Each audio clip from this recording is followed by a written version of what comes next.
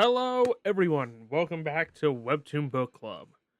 Today's episode is My Universe. And similar to last week with Save Me, it is another story that is pretty relatively short, but with decently length episodes. But it is still a story. Sorry, I got stuff caught in my throat. Anyway, let's get into it. So, My Universe starts with our main character, a college girl who apparently goes to bed every night and then projects herself to sending like mental signals out into the cosmos.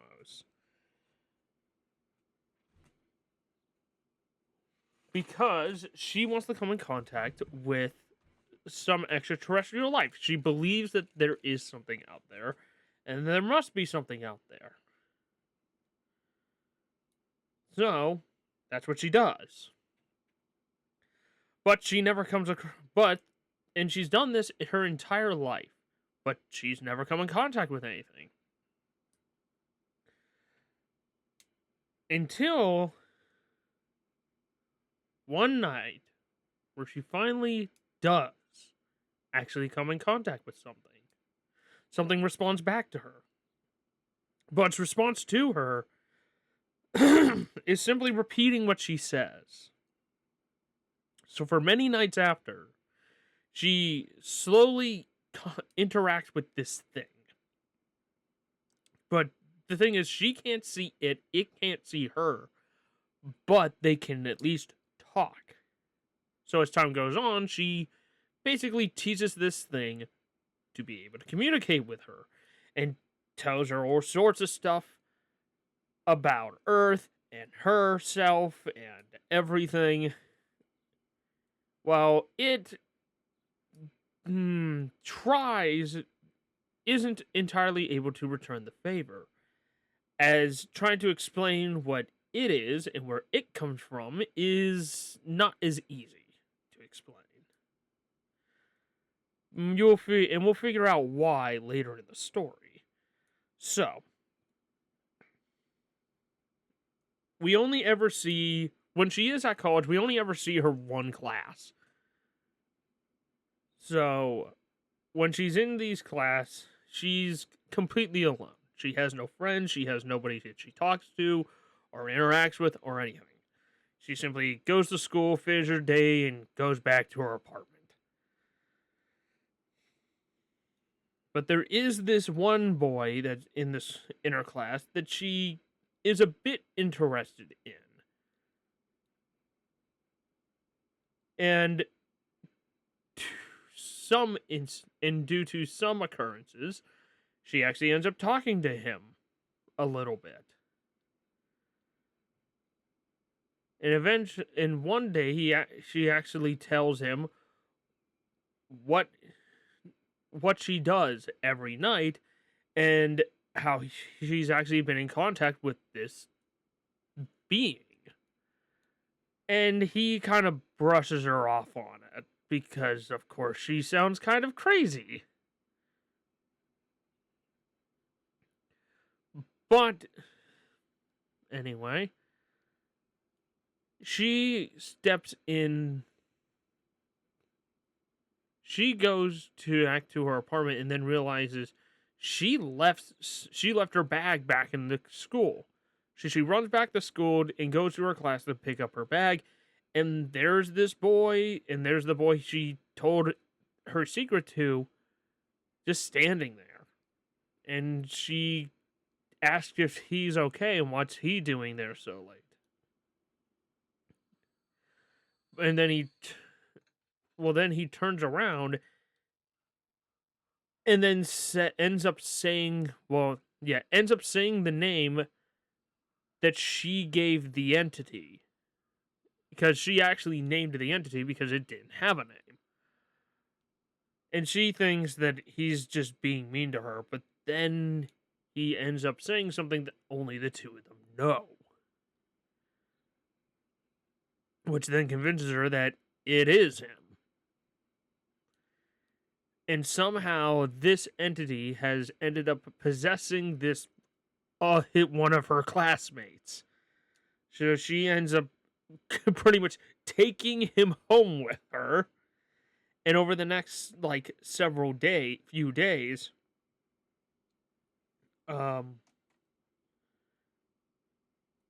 basically teaches him how to be a little bit more human and to kind of exist in her world with her. So, but eventually, questions start to come up because this kid hasn't been in school. Where is he? So she, up to that point, she has kept him in her apartment, really not allowing him to leave. Because she's kind of afraid of what might happen if he does leave.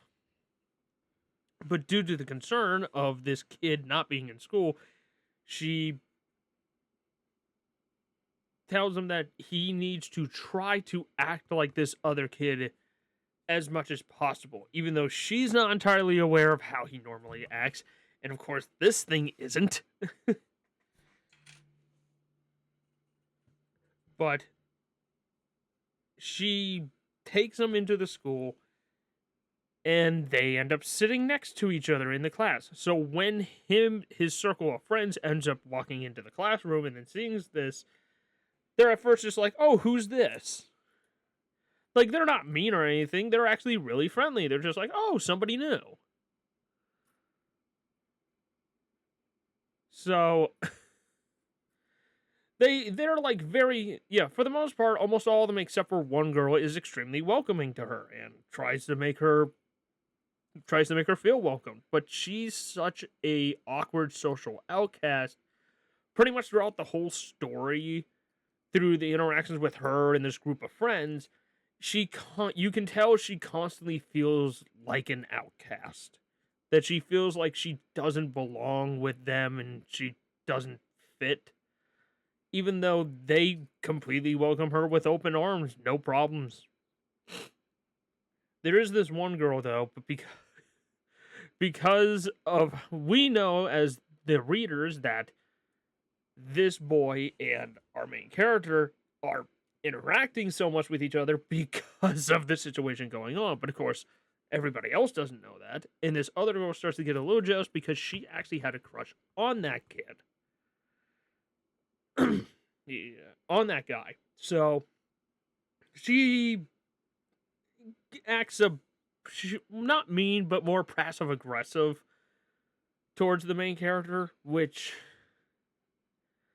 eventually ends up with the possessed guy, the entity, then standing up and telling her to basically go away. So he ends up being a little mean. And that's a bit to a shock to everybody. But also at the same time, the circle of friends has noticed that she's being kind of mean towards the main character. And it's like, you're not letting her feel welcomed. Like, you're just kind of being a jerk. So they're just like, maybe you need to take a bit of a time off. Or something. It's like, it basically causes a bit of a rift there, but everything ends up fine. So the entity,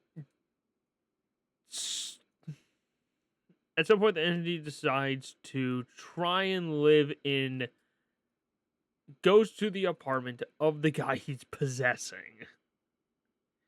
So our main character is kind of on her own for a little bit, but one of the circles of friends and suggests, why don't you try getting a job at the coffee shop? So she does that, and her awkwardness, she does.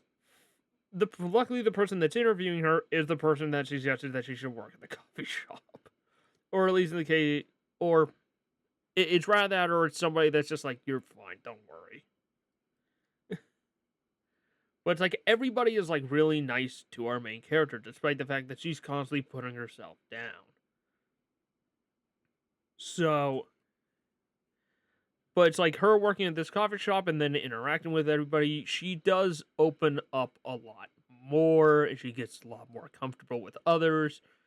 There's a bit of awkwardness and shenanigans here or there, but things go very well. And at some point, but what does happen that I haven't addressed, that every night, the main character and this entity still go up into this spacious realm and talk with each other there. So they're still able to do that. But eventually, the entity brings in one of his, in sorts, friends. And the cycle of that ends up starting over again of our main character needing to teach this thing how to communicate. Which, because there's already somebody there that can help with that talk, it ends up going pretty easily. So now there's a new entity in this spacious cloud, and there's an entity possessing somebody.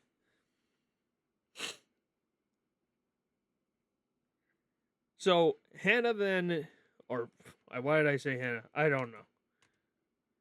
So the main character ends up, the main character and the group of friends ended up deciding to go on a bit of a hiking trip, to go climb a mountain. And some of the guys decide to race up the mountain, leaving our main character and the other girl in the friend group, because there were two. One that was a lot nicer, and the one that was a bit mean. So it leaves those two together to just kind of have a nice little chat as they go up the mountain. And once they get to the top, it's just they enjoy the view, take some pictures, and then walk back down. But it seems like the next time they see each other at school, a couple of them are acting a bit off. It's not extremely apparent at first, but there is something a bit off. And they kind of just rule it off as maybe they're just feeling sick. And then the next day, almost everybody is acting off and strange. And then we end up soon finding out the story has, at this point, turned into, like, Invasion of the Body Snatchers. So these entities are just like cosmic beings that can just possess living creatures if there is a connection of sorts.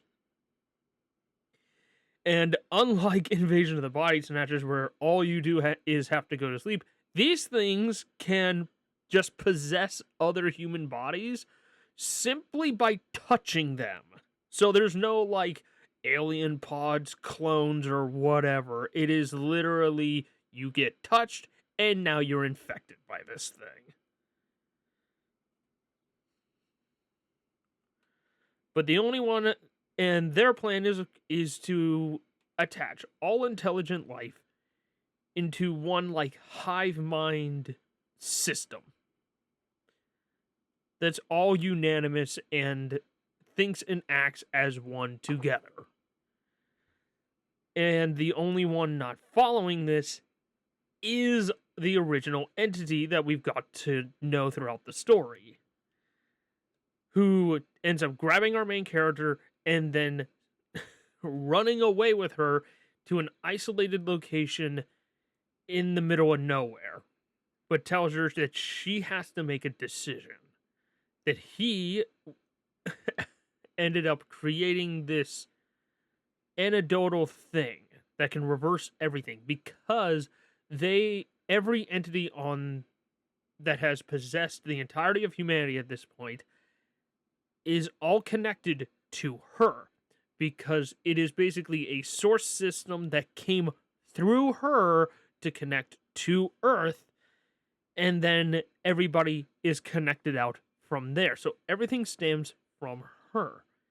So our main character ended up creating this thing that will put her to sleep for a little bit of time, but will also break that connection and force all these alien entities to be removed and sent back to wherever they came from. And that connection will be basically lost. But this will also mean that our original entity character will be lost with it. And she can't bear to let that happen. So she puts it off for as long as possible until eventually the main entity character basically forces her to drink this thing by tricking her into thinking she's just drinking a glass of water. Because he knows that the planet can't just be left like this. But he knows that she's never going to choose willingly to do it. Because she doesn't want to lose him. So she makes her do it. And that ends up fixing everything. And everything kind of just goes back to how it was before. So... But there is, towards the end, one last connection between the main character and our original entity character, who end up having basically it's our one last goodbye, or he's managed to keep connected with her and separate himself, or something like that. I don't remember. It's been a while. But in the end, everybody is saved. And our main character has broken out of her isolationist shell and become a little bit more open up with a nice group of friends, and even the mean girl, that those two eventually rectified their differences with each other. And everything goes back to normal before everything went really bad. But with also the entity being gone. And with that, that is my universe. There's a lot of the story that I glanced over because I don't entirely remember a lot. There is a bit of a subplot where the entity gets a bit violent. It ends up would make you question, is he actually bad or what? Which I can't recall where that went. But as far as this story for me, I liked this story a lot, and it's probably the story that I've connected with the main character the most. Because how she was throughout the beginning of the story, and how she felt with this like group of friends and constantly feeling like an outsider, I can relate to that a lot. Because there has been many situations where where it's like I kind of self-inserted myself into like this group of friends or whatever, and they were pretty welcoming and very willing to just like let me join in and have a good time with them. But I always felt kind of out and off and just like, oh, I shouldn't, and kind of had that feeling of I shouldn't be here, but I don't want to leave. But I feel like I should. Like, it's just a pure feeling of awkwardness, and it just stems completely from just being a social outcast. So I can relate. So I very much related and knew exactly how she felt throughout the story, and I think it was conveyed pretty well. But in all, this is a really great story. It's really fun and entertaining. It gets kind of creepy there at the end as it basically becomes a horror movie. It becomes like it becomes like a weird derivative of Invasion of the Body Snatchers for a little bit, it is still creepy. It is still very creepy. But it's a good story. It's a good read.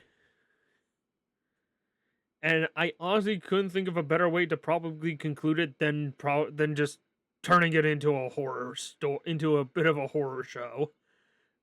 Because honestly, it's like as the story went to that point, it basically just would have been, yeah, you just have these characters getting along, and how would you resolve this entity possessing this person and being able to get that person back, but possibly keeping the entity around, but you can't. And the solution was make it a horror scene. Make this like whole world invasion plot happen, and then everybody just goes back to normal as if nothing happened. It's like, yeah, that works.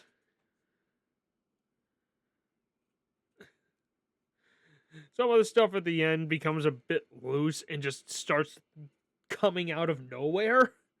But I think at that point, it really was just like the story needs to end somehow, and this is a way to end it, I guess. Still a good story, though. I highly recommend it. But with that, that'll end this episode. So, tell me. So, list of stories in the description below. Tell me which one you would like me to talk about next, and vote for that in the comments. And I'll see you all next time.